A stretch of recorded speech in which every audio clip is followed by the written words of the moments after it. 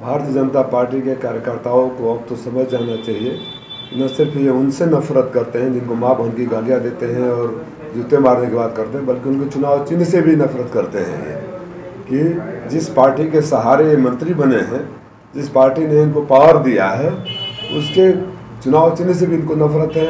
उनके मंत्रियों, उनके सर्वोच्च नेताओं के बारे में जो अपशब्द बोले थे, गालियाँ दिया था, जूते मारने की बात किए थे, अब इसके बाद क्या बचा है भारतीय जनता पार्टी के कार्यकर्ताओं को इनके साथ खड़े हों। मुझे तो खेद है उन भारतीय जनता पार्टी के नेताओं को जो इनके साथ चल रहे हैं। मुझे उन पर दुख होता है कि अपने सर्वोच्च नेता के बारे में पहले गाली सुने, इनसे माँ बहन की गाली सुने, अपने केंद्रीय मंत्री के बारे में कार्यकर्ताओं को जूते मारने की बात सुने। अब ये उनके चुनाव चिन्ह के बारे में भी ये बोल रहे हैं कि इसीलिए मैंने कमल नहीं लिया, छड़ी लिया। छड़ी कमल के सहारे आज खड़ी है, तो अगर उनके चुनाव चिन्ह से भी इनको इतना नफरत है तो भारतीय जनता पार्टी के कार्यकर्ता इनसे मोहब्बत क्यों करेंगे। हो सकता है कुछ नेताओं की मजबूरी हो सरकार में रहने की वजह से कि इनके साथ चलने का दिखावा करें, लेकिन मन से कोई इनके साथ है नहीं। जिनके आसपास चल रहे हैं सबका आशीर्वाद मेरे साथ है। भीड़ तो खूब हो रही है। कहाँ भीड़ हो रही है? प्रकाश के साथ पीछे जिंदाबाद। भाड़े के भीड़ से कुछ नहीं होगा। भीड़ तो इन्होंने 2023 को चुनाव में भी दिखाया था। बोले थे कि जितनी बड़ी भीड़ है, ऐतिहासिक भीड़ थी, जनता ने दिखा दिया भीड़ कहाँ है। और भीड़ मैंने भी देखा, इनकी सभाओं में भीड़ नहीं हो रही, इसीलिए कभी जनता में नहीं जा रहे हैं। एक मोहल्ले में इकट्ठा करते हैं, एक हॉल में लोगों को इकट्ठा करते हैं, अपने कुछ लोगों को खड़ा करते हैं और भारतीय जनता पार्टी के नेताओं पर लखनऊ से, दिल्ली से दबाव डलवाते हैं कि इनके साथ चले। मन से कोई भारतीय जनता पार्टी का कार्यकर्ता इनके साथ नहीं, नेता साथ है, क्योंकि गाली तो उनको भी दिए थे ना। अब तो उनके चुनाव चिन्ह के प्रति नफरत के भाव के बाद क्या बचा है? वो तो लोग मालिक कर रहे हैं, क्या भाई मालिक हैं हमारे। अब उनकी मजबूरी क्या रही है मैं तो नहीं कह सकता, लेकिन मैं जानता हूँ कि हमारा समाज बहुत गुस्सा में है। इस तरह के सार्वजनिक बेइज्जती करने का दुस्साहस ओम प्रकाश राजभर ने उस समाज को किया है जो कभी न किसी का अपमान करता है, न अपमान बर्दाश्त करता है। 7 दिन में उन्होंने खदेड़ा होने का अल्टीमेटम दिया है। आज चौथा दिन, 3 दिन बाद भाग जाने वाले हैं क्या वो? 15 दिन पता है, अब शायद 7 दिन बाद वापस चले जाएंगे। हम तो 12 साल से यहाँ हैं। जो 12 साल से यहाँ है उसको 7 दिन में खदेड़ने की हैसियत किसी में नहीं है। यह अहंकार अपने पास रखो ओम प्रकाश राजभर जी। और मंत्री का धौंस उनको दिखाओ जो आपके नीचे हैं, और जितना धौंस दिखाओगे उतने आपकी दुकान बंद हो जाएगी। पूरा बयान बताइए आप। मैंने वीडियो देखा है, उसमें जिला पंचायत अध्यक्ष जी को खड़ा करा कर पूछ रहे कि इनका मालिक कौन है। अपने को मालिक बता रहे हैं और शायद मनोज राय जी को नौकर बता रहे हैं। यही बयान है ना पत्रकार साथियों? बयान यही है ना जी। यह अहंकार, ओछापन, छोटापन और बौनापन से भरा, दम्भ भरा बयान है। लोकतंत्र में कोई मालिक हो ही नहीं सकता। मालिक तो केवल जनता होती है। आप लोगों ने देखा है, मैं संबोधन भी करता हूँ या सोशल मीडिया पर भी लिखता हूँ तो मैं घोसी के मालिक को लिखता हूँ। जो अपने को मालिक समझ लेते हैं वो मानसिक रूप से कितने छोटे हैं जनता समझती है। मालिक जनता होती है, पहली बात। दूसरी बात, निर्वाचित जिला पंचायत अध्यक्ष को खड़ा कराकर बोलना कि इनका मैं मालिक हूँ, एक समाज के एक बड़े वर्ग को या उस समाज को भी उन्होंने बेइज्जत करने का काम किया है, जिसका बदला समाज जरूर लेगा। आप अपने अहंकार को अपने पास रखिए ओम प्रकाश राजभर जी। ये संस्कार की धरती है, यह अहंकार बर्दाश्त नहीं होता है। और अगली बार कल्पनाथ राय जी का नाम लेने से पहले 100 बार सोचिएगा, क्योंकि सदियों में एक कल्पनाथ राय पैदा होते हैं। कल्पनाथ राय रहते तो कोरोना काल में एक मरीज की सेवा करवा रहे होते, सबके लिए दवाई और ऑक्सीजन और खाद्य सामग्री मुहैया करवा रहे थे। आपकी तरह इधर उधर लोग जरूर बयान नहीं करें। कहाँ दुखते थे उस समय? क्या किया है आपने घोसी के लिए? घोसी के लिए आपने क्या किया है? सिवाय प्रधानों को धमकी देने, जिला पंचायत अध्यक्ष को बेइज्जत करना, ये धमकी और बेइज्जती वाला धंधा बंद कर दीजिए। क्योंकि आपके मंत्रिमंडल में भी सिर्फ चुनाव तक ही है, उसके बाद सबको पता है कि जो इतनी बुरी हार होगी कि आपको मंत्रिमंडल से बर्खास्त होने वाले पहले मंत्री होंगे। उन्होंने कहा कि छड़ी निशान जो है पहले से परिचित है, मुसलमानों को ये समझाने का प्रयास किया कि आप उस पर पहले भी वोट दे चुके हैं, इस पर आप क्या कहेंगे? मुसलमानों हो या आम जनता हो, इनके बयानों को कोई गंभीरता से नहीं लेता, सुनता है और हंस देता है। कब क्या कैसे बोलेंगे, किसको बोलेंगे, अगर इनके बयानों का पोस्टमार्टम करने लगे तो बेशर्मी भी आत्महत्या कर लेगी। गाली देना, गले पड़ना, माफ़ी मांगना, उलझुल बोलना, कभी इसके बारे में बोलना, कभी उसके बारे में। मैं तो आप पत्रकार साथियों से एक निवेदन करता हूँ, एक कम से कम उसी कल्पनाथ राय की धरती पर, स्वर्गीय कल्पनाथ राय जी की धरती पर प्रत्याशियों के बीच या विरोधी, राजनीतिक विरोधी से मैं कभी किसी को दुश्मन नहीं समझता, बीच सिर्फ इस बात पर बहस होनी चाहिए कि घोसी के लिए आपने क्या किया और आगे क्या करने का एजेंडा है। आपके पास घोसी के लिए क्या विजन है? इस तरह का मैं सांड हूँ, मैंने इंजेक्शन लगा दिया है, मैंने छड़ी कर दिया है, मैं मालिक हूँ, ये क्या बेहूदगी भरा बयान है ये सब। थोड़ा सा भी तो गंभीरता हो राजनीति में। हम लोग कल्पनाथ राय जी का नाम लेते हैं और विकास की बात ही नहीं करते हैं।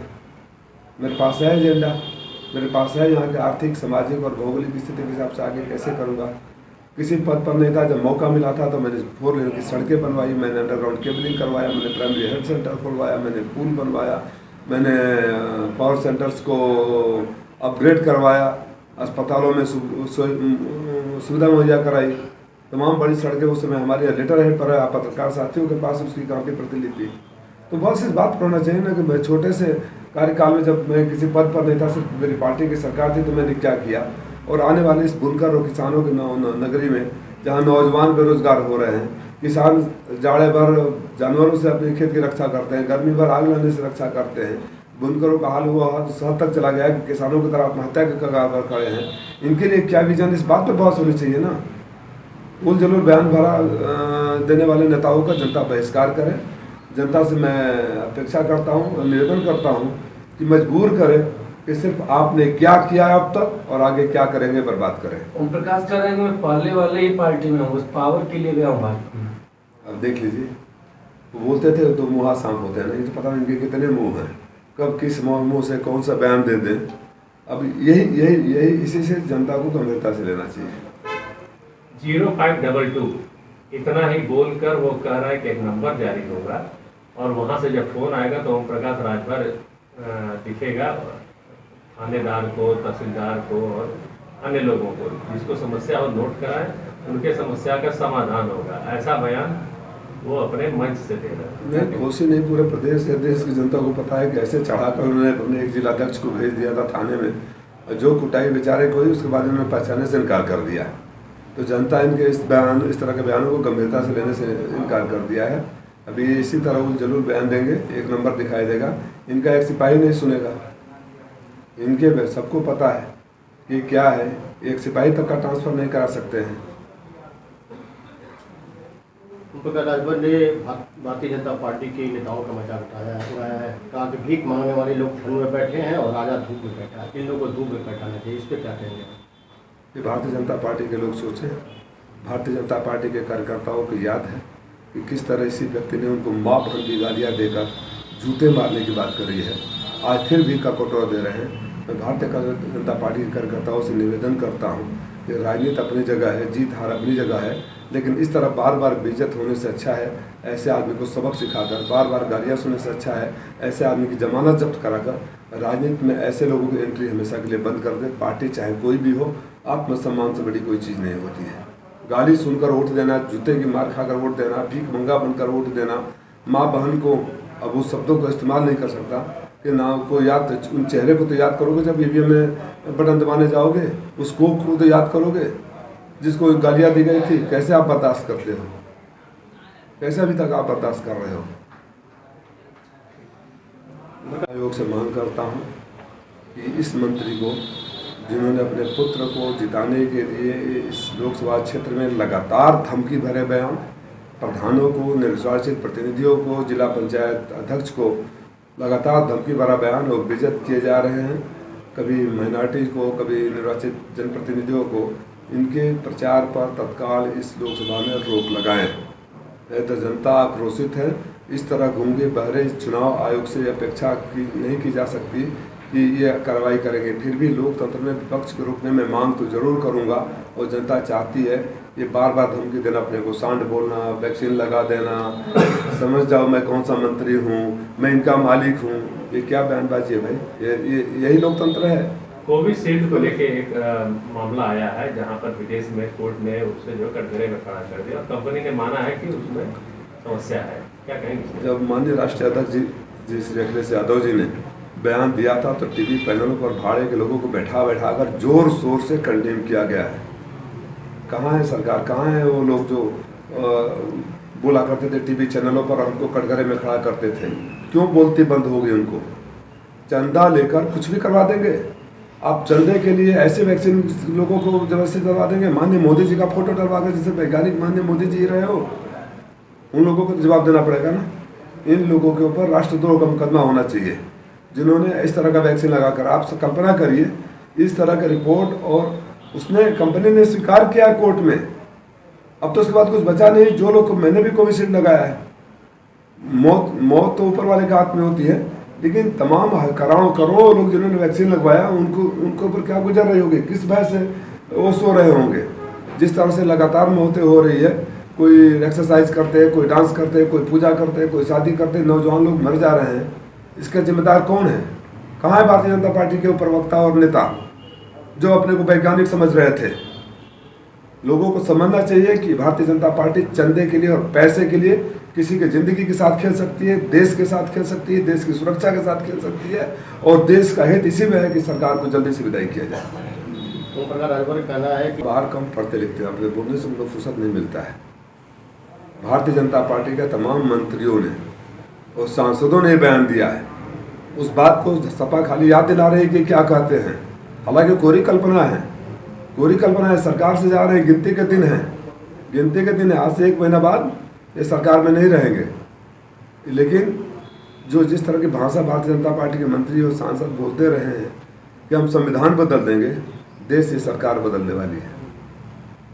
मन से भरे मन से कहा उन्होंने कि अखिलेश यादव ने हमें भी भेज दिया मोदी के यहाँ, जैन जी को भेज दिया मोदी के यहाँ, यानी अन्य जितने लोग भी हैं जो पार्टी में थे सबको उन्होंने मोदी के यहाँ भेज दिया है और हमको भी भेज दिया है।